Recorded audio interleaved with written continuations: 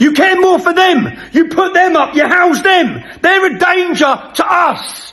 They're a danger to our country, and you give more. To think about this, because once again, I have never felt unsafe at the hands of a Muslim, but I have felt unsafe at the hands of the likes of you. And I don't think that that's ever going to change. Rasisme dan Islamofobia masih menjadi persoalan besar di berbagai negara, termasuk Inggris. Sebagian warga Inggris memiliki pandangan yang negatif terhadap Islam, seringkali dipicu oleh stereotip, ketakutan yang tidak berdasar, atau berita palsu. Namun, di tengah gelombang kebencian, ada kisah-kisah luar biasa yang memperlihatkan kekuatan Islam sebagai agama yang mengedepankan perdamaian dan bagaimana hal ini telah mengubah cara pandang banyak orang, termasuk mereka yang sebelumnya bersikap rasis. Rasisme dan Islamofobia di Inggris. Sejumlah survei dan laporan menunjukkan bahwa kasus diskriminasi terhadap umat Islam di Inggris telah meningkat dalam beberapa tahun terakhir. Beberapa bentuk perlakuan rasis ini meliputi: Muslim sering menjadi sasaran penghinaan verbal di tempat umum, seperti di jalan, transportasi umum, atau media sosial. Mereka dicap sebagai ancaman atau teroris hanya karena keyakinan mereka. Beberapa Muslim menghadapi perlakuan tidak adil di lingkungan kerja, termasuk kesulitan mendapatkan pekerjaan hanya karena nama mereka terdengar Islami atau karena mereka mengenakan atribut keagamaan seperti jilbab. Beberapa masjid di Inggris menjadi target vandalisme dengan grafiti kebencian atau serangan fisik. Media seringkali menggambarkan Muslim secara negatif, menghubungkan agama ini dan kekerasan, meskipun mayoritas Muslim mengutuk tindakan ekstremisme. Balasan telak dengan fakta mengejutkan. Meskipun menghadapi kebencian, umat Islam di Inggris sering merespons dengan cara yang menginspirasi, membuktikan bahwa Islam adalah agama perdamaian. Salah satu kisah yang menarik perhatian adalah kesaksian seorang wanita Inggris non-Muslim yang tinggal di lingkungan mayoritas Muslim. Wanita ini, sebut saja Sarah, tinggal di sebuah kawasan di Inggris yang dihuni oleh banyak keluarga Muslim. Awalnya, Sarah mengaku merasa cemas karena pengaruh berita yang menggambarkan Islam sebagai ancaman. Namun, pengalaman langsungnya tinggal bersama komunitas Muslim mengubah cara pandangnya sepenuhnya. Sarah melihat bagaimana tetangga Muslimnya memperlakukannya dengan penuh keramahan. Mereka selalu siap membantu dalam situasi apapun, mulai dari berbagi makanan hingga memberikan dukungan emosional saat Sarah mengalami kesulitan. Salah satu momen yang mengubah pikirannya adalah ketika ia jatuh sakit, dan para tetangga Muslimnya bergantian membantunya tanpa pamrih. Sarah juga terkejut melihat bagaimana Islam menekankan pentingnya kedamaian, persaudaraan, dan kasih sayang kepada sesama manusia, terlepas dari latar belakang agama atau ras. Ia merasa lebih nyaman tinggal di lingkungan ini dibandingkan dengan tempat sebelumnya yang mayoritas non-Muslim. When I was on the street on drugs and borderline naked, a Muslim man found me. This Muslim man picked me up off the floor, carried me to his wife bathed me, dressed me, fed me, loved me, and took me somewhere that I could be safe. My son goes to a predominantly Muslim nursery. All of the staff are Muslim. Those women would lay down their life to protect my son. They love him like their own. When he is not well or he's poorly, he is absent, they will ring me throughout the day to check in and just say, "Oh, how's Ollie today? Is he doing okay? Are you doing okay?" When I lost my baby, those women held my hand, stroked my hair, and cried with me on the middle of that nursery floor when I couldn't hold it together anymore. When I couldn't feed my child, and I broke down to a taxi driver because I realised I didn't have the fare because I was late to his nursery and realised I didn't have the fare. Not only did he take me in his taxi, the very next day, his wife and himself came at the pick-up time, waited opposite the road, and presented me with bags of food and clothes and toys and drove me all the way home with said clothes and food and toys for my son. No hesitation, no questions, no repayment, no talk of religion, just genuine kindness and compassion. I cannot fathom the way the world is right now. I cannot fathom the audacity to say that Muslims are not making our country safe, when it was a Muslim woman that found me after a horrific almost sexual assault, and she held my hand and stroked my hair and wiped my tears and walked me to the train station and sat with me and waited for my train and walked me home not saying a word. She just held my hand the entire time until I was home safe behind my door. She kissed my forehead, and that was that. Wanita ini memiliki begitu banyak pengalaman manis selama dia tinggal di tengah tetangga muslimnya. Kebaikan muslim seperti di luar logika baginya. Hal ini membuatnya begitu terbawa emosi saat masyarakatnya menuduh Islam dengan sangat keji.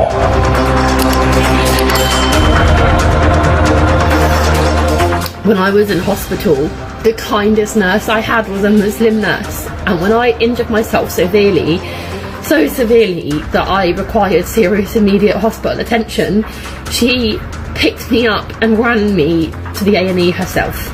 The way the hospital was designed, it's not like it's miles, but it's besides the point. And she stayed beyond her shift for 16 hours to hold my hand because I didn't trust anyone else in that ward, and she stayed with me despite nearly falling asleep in her chair until I was tucked up safely back in my bed. And do you know how I fell asleep? I fell asleep with her stroking my hair and singing me lullabies, and I have never in my life felt so safe or so warm. Muslims are not making this country unsafe. Muslims are wonderful and kind and dignified and compassionate and generous, and they are the pillars of so many communities. In the town that I live in, it is the Muslim community that hand out coats to anyone who needs them, no questions asked. You walk in, you take a coat, you walk out, no question, no judgment. It is the same people you can walk in and pick up a bag of food off the floor, no question, no judgment. They will not ask anything, they will not say anything, they will simply smile and offer you a warm meal. It is those same people that when I lived in the hostels, every Friday they would appear, fresh fruit. It's incredible quality, fresh fruit, fresh vegetables, bottled water, soap, toiletries, clothes, anything you could think of, they provided it for us. And not once did it come with a Quran or an invitation to mosque. It came with kindness, compassion, dignity, love and warmth that some of us had never experienced. When my son goes to nursery, those women treat him like their own flesh and blood. They love on him, they care for him, they protect him, and they would lay down their life for him.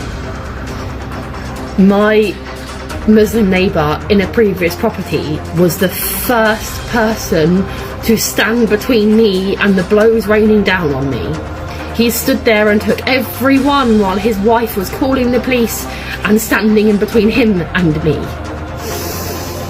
Those same men that claim to defend our country and want the best for our country, those sweet old men in their bomber jackets and their punk and their Union Jacks, and I know that's a bit of a generalisation, but if they can do it, so can I.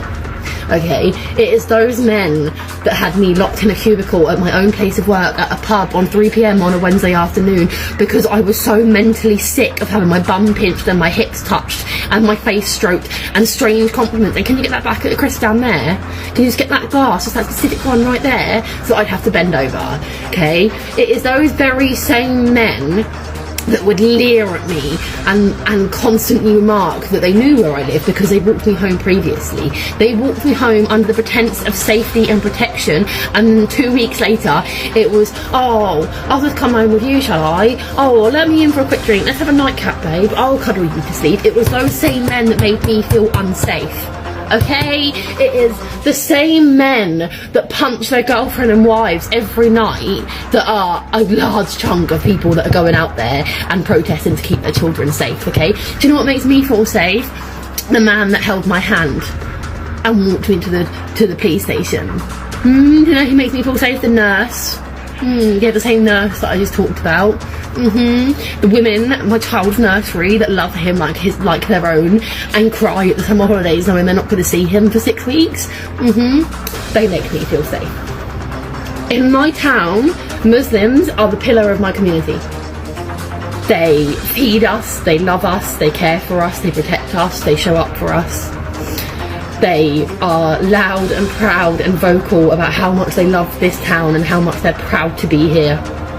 They take pleasure in supporting the community, even those that go against everything their religion stands for. They are the same people that sit with the prostitutes and the sex workers and the drug addicts and hold their hands and feed them and care for them and love them and show them empathy and compassion that not even our paid services can. So yeah, I'm pretty fucking angry that we have the audacity, the absolute audacity to tell one of the most beautiful, gentle religions that they are violent, and a danger to our children. I'm pretty angry. And I think the thing that upsets me the most is that some of you clearly haven't read the Quran. Some of you clearly haven't, and I would strongly implore you to go and read it. Because you say Islam doesn't value women or children, but did you know that the moment a woman becomes pregnant with child, she is immediately granted access to Jannah, or Jannah, correct me if I'm wrong, which is the Christian equivalent to heaven. No questions asked. No matter what mistakes you make in the future, you birth a child, they value you so much as a mother and as a child that you are instantly granted access to Jannah. So just think about that. I implore you, just for 1 second, if it's possible in your stellar drowned brain about this, because once again, I have never felt unsafe at the hands of a Muslim, but I have felt unsafe at the hands of the likes of you.